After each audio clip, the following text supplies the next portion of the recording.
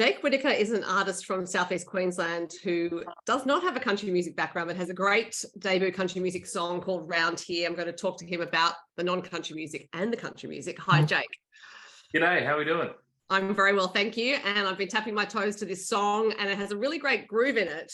And as I said in the intro, you're not traditionally, as a musician from country music, you actually have a soul, blues and funk background. So I wanted to start there and ask you, what was the first music you loved?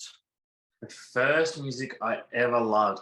My first CD I ever got, Dad picked it with me, and it was Bob Marley and the Wailers was my first ever CD.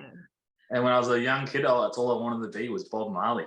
Funny enough, yeah. I didn't know. I forgot about that until pretty much now. Just thinking about that, yeah. So around what age was that? Oh, I'm gonna say like 6 to 8 years old, maybe. Yeah, okay. It was young. That was obviously quite formative. So, you know, little kids get their interests and follow things. So after you had Bob Marley, what was next? Did you keep going with reggae? It's been pretty eclectic through the years. And then for a long time, I really loved that surf rock and things like, you know, Jack Johnson and Donovan Frankenrider and pretty much anyone that played a blues fest over the years, I ended up being a big fan of and loving. And from there, things like John Mayer, and it's kind of kept pushing through, and then to now, like, you know, Zach Brown Band, which kind of really pulled me back to that kind of country, what I love, and it's just kind of kept building, I suppose, now. Yeah. It's interesting what you say about anyone who was playing at Blues Fest, because that implies that actually that festival was a way for you to discover new artists. And it's always good to know that, because sometimes one wonders how you find out about artists. So obviously Blues Fest was influential for you. Massively influential. Yeah. Through the years, my mum and dad were always really supportive of it, and mum would always take me down every year. And since I was probably 11 years old, and we went most years, I just loved it. Yeah. So when you were 11 in an environment like that, did it seem like Christmas, or was it a little overwhelming to begin with?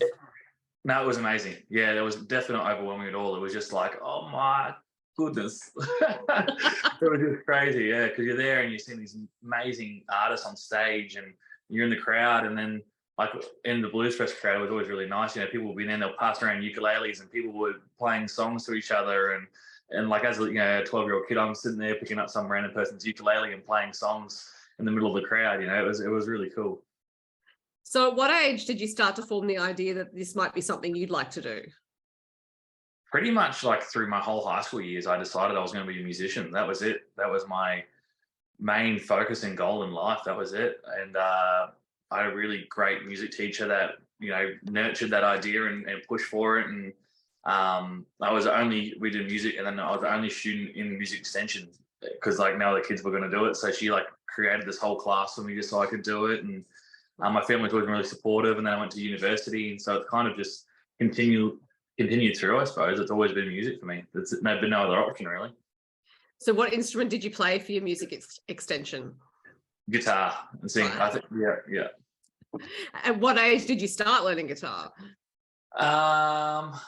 I'm going to say 10, thereabout. Yep, like grade 5, grade 6. I think that's about 10 years old, isn't it? Yeah, about that age. So that suggests that, you know, you had the Bob Marley experience. You started to develop an interest in other sorts of music just before you went to Blues Fest for the first time. You started playing guitar. Yeah. So were you starting to think, I'd like to play these songs that I'm listening to?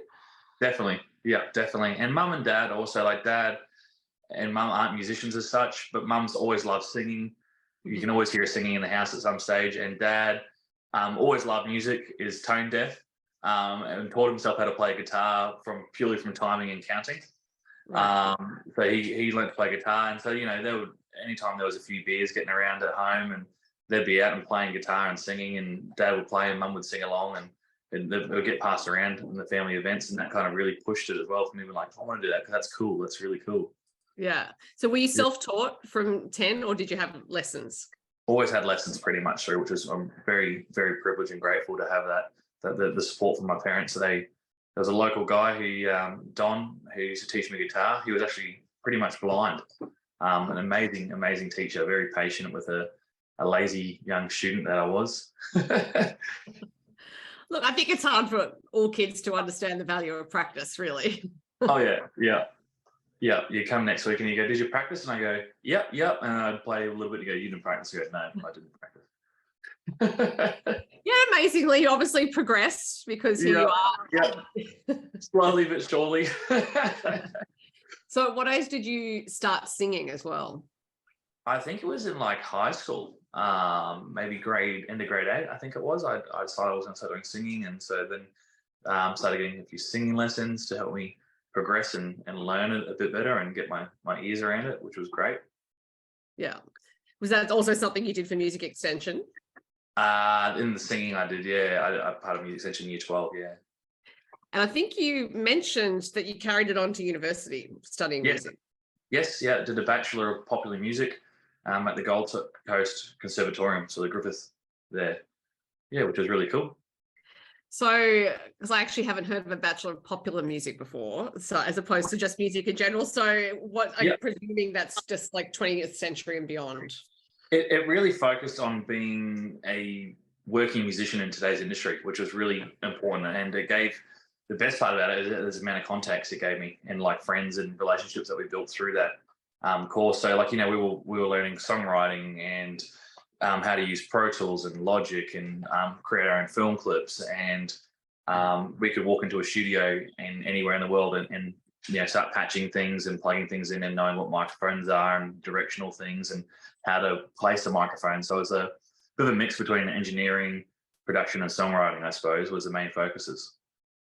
So as you started to think about creating your own music, did you intend or have you intended to produce your own music? I've always liked being involved but not doing it 100% myself. I've got a really good mate that who's super talented, Jared Adlam, and he produces a lot of good country acts as well. And we started uni day one together, and ever since I've never let go of him. I'm like, you're not leaving me, Jared, no matter what you do. So, and he's a lot faster and a lot talented at that side of things. So I get him to do those types of things most of the time. Yes, and he did produce around here, so we'll get to that song in a second. But I'm still heading towards your soul, blues, and funk background. So, while you were at the conservatorium, were you playing in any bands? Yeah, I've pretty much always been Jake Whittaker on my solo thing, and that was through university. Was that funk, soul, blues was my thing at the time, and it went okay. It never. I played it. I got a spot at Blues Fest and did a few gigs around and you know, a few festivals around Queensland, but it never really felt like true to me. Like it was a good show and we performed well and all the boys were a good band and stuff, but it just, I don't know. It didn't. When I went away traveling and came back, went, nah, this is really what I want to do. This is kind of true to me now. Right. Now, you just mentioned you played Blues Fest. That must have been amazing to have been going all those on a big stage or anything special, but it was really cool. It was a pretty surreal thing to get to do that. That's for sure. Did your parents get to see you play Blues Fest? No, I don't think so. I think Dad, unfortunately, because we've got a family business and he had to be working that day, and I think Mum might have come down though. I think so. Yeah. Yeah, because that would have been great. Full circle moment, family moment. Oh yeah. Oh yeah. So you said that the Zac Brown band brought you back to country, so that implies that you had perhaps listened to a bit of it before. Yeah, it's always been played at home. You know, lots of different stuff over the years has always been pushed through the radio from very, very eclectic kind of stuff getting thrown through the house, which is good. Yeah. But the Zac Brown really re-honed it, which was cool. Mum and Dad bought a boat, and someone left a Zac Brown CD on the boat, and that was it. It was the only CD that we got played on the boat, and around and around and around it went, and just we all loved it by the end of it, which was great. And so then it kind of just kept growing and growing and growing, and yeah. So from there, how did your listening expand? Like, what other acts did you start to discover and love?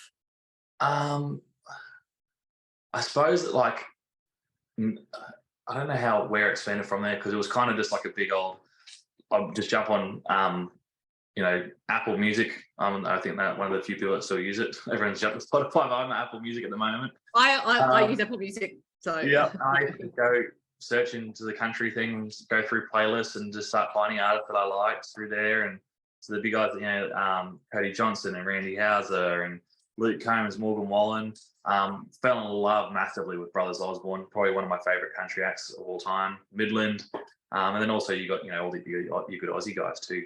You got Travis Collins, and there's so many. There's so many. Yeah. Yeah. So that brings us to the creation of Round Here, which is your first country song. Still has a bit of that groove in it. So obviously, that's part of your instinct as an artist. I'm wondering what inspired the writing of it.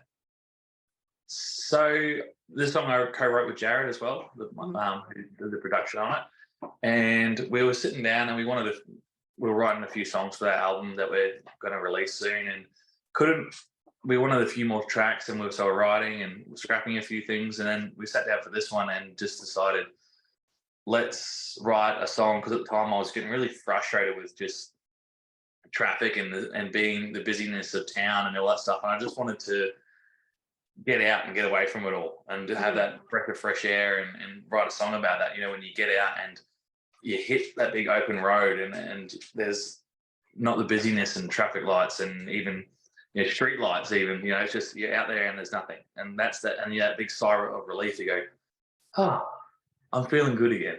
Yeah. And that's what we wanted to get and write about. And that's what the song's about, getting out of the city and enjoying the country.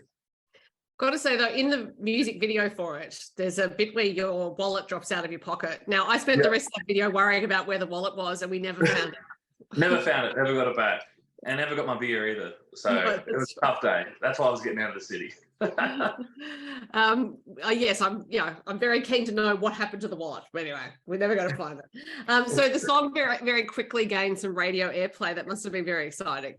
Yes, like the day it came out, I was on the radio and I couldn't believe it. Like I was like, this is amazing. Thank you, Beck Gracie, for got me doing it and pushing in Will from Check Label. Like I was just, it was this, I can't explain the feeling that I had of it. It was just amazing for me, just pure euphoric. Yeah, right. And so have your friends and family been reporting that they've been hearing it too? Yes, yep. I've had friends, and like even Saturday morning, Dad was just listening to the radio and on it came and he sent me a video. You're on the radio again. You're on the radio. It's weird. It's like, no, that's not me. Oh no, it is. That's me. I'm on the radio. Yeah. You're on the radio and you're on YouTube, and presumably the Country Music Channel is a destination for the video as well. Did you actually enjoy making the video? I did actually. Yeah, it was a new experience. And Nigel, who I worked with from NKJ Studio, was super good at directing me and making me comfortable, because I was going, I don't know what to do. What do I do with my hands? It's this funny thing, but he just kind of helped me and worked me through it and kept me comfortable the whole couple of days of shooting, and it came out better than expected, that's for sure.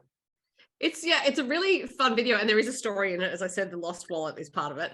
But you did look like you were having fun. Having said that, it would be weird, I think, to make a video for the first time, because it's not your core competency. No, and I said, I'm not an actor, so I'm going to be a terrible actor. So let's try and not make me do too much acting in the clip, because otherwise it's going to look terrible. And he's like, no, I'll direct you. We'll get this going. I was like, all right, okay, all right. And it came out pretty good, I think. Yeah, well, you look like you were having fun, so that means that the audience has fun. Now, you are in another video, albeit in a small way, and there are a few people in this video in a small way, and that is Our Church by Matt Cornell and Adam Brand. I spotted you in that video. So how did you come to be involved in that song?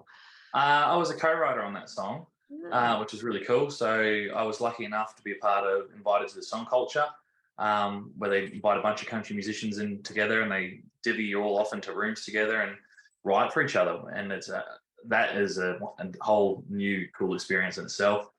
And I was lucky to get thrown in a room with Maddie Cornell, Gavin Carfoot, Brooke Chevelle, and Lincoln Phelps. Mm-hmm. And came together, and Maddie's had this idea for the song for his church, because it's a thing that him and Brandy do. And we wrote that song, and he goes, well, we need to get Brandy in on this, because it's the perfect duet for the two of them. And so then Brandy came in and he also added a bit of his flavour to it. And yeah, I couldn't believe it. I think it was technically my first #1 that I was involved with, which is cool because the day of release, it went #1 on the iTunes charts, and which is pretty spectacular. Up to that point in time, had you done much co-writing apart from with Jared? I've done, yeah, like through university and with a few other artists, not massively, not on that large of a scale, not with 5 guys in a room. That was my biggest co-write of people at once, and it went really smoothly, actually, surprisingly. I thought, more heads in a room, more budding ideas, but it was just actually more good ideas, and it made it really flow. Yeah, right. And it is a great song. So congratulations there. Now, you mentioned that you and Jared have been working on songs for an album, so I'm guessing you have some more singles queued and perhaps a release date in mind for the album.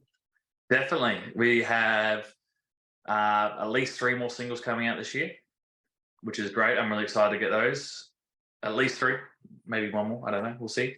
And then the album next year in February. Okay. If all things go to plan. Right. Does it seem a bit odd to think about that? It's like, oh yeah, so like in a year's time, it's going to be out. No, I love it. I love the organization of it because I'm an unorganized person. So forcing myself to be like, these are the dates, get it done, make sure it's ready. It's good. Otherwise, I'll be last minute panicking and be like, oh, it's not organized. So setting the dates, having things ready to go, and then I can tell people, when's the next song? I go, this is the day. Get ready for it. Yeah. I suppose these days, it would be tempting to not have an album at all, just to think I'll just keep putting out singles and see what happens. But you obviously have that project in mind. Yeah, well, we've got the songs there. Like we sat down and we wrote them and we recorded them, and they're there. And I said, well, and not all the songs are singles, they're an album track and they're written to be that way. And I feel like if you release it as a single, it'll probably flop. So yeah, I mean, they're good songs in their own right, but they're not singles, like they're not a pop single that you play on the radio. So I'm looking forward to doing it. I know a lot of artists these days are just releasing single after single after single, but we've got to give people more music. Well, there's a lot to be said for the album track because it's that suggests that you're thinking about the story of the album, and giving the listener an experience. Yeah, that's it. And it's not all one upbeat beer drinking song after the next. There's some songs about love and lust and things like that as well. All the good elements of life. So for the rest of this year, there are a few festivals coming up. Are you playing any of them? Not at this stage, but that is my plan, is to be getting these festivals. That's really what I love about doing music. It's actually playing the shows and playing it to the people. That's my real passion of it, but that's coming. I'm thinking at the end of this year, hopefully we can get some festivals, get some stuff lined up and get the band rolling and put a really good show together for the people. That's what we want to do. And who is in your band? Well, Jared. He's my right-hand man. He has no choice either. I don't care if he doesn't want to be in the band. He's definitely going to be in the band. And then I've got my buddy Reese Baines. He'll be on the drums, and Link will be on the bass too. So we'll be the type 4-piece. And if things allow, then we make it bigger, or we may have to pull it back, which is right. Fantastic. Well, congratulations on the song Round Here. As I said, I've been tapping my toes to it. It's got a great beat. It is really entertaining, and so is the video, so people can listen to it or watch it. But I really look forward to finding out what you're going to release next. And congratulations on this one. Thank you, Jake. Thank you very much.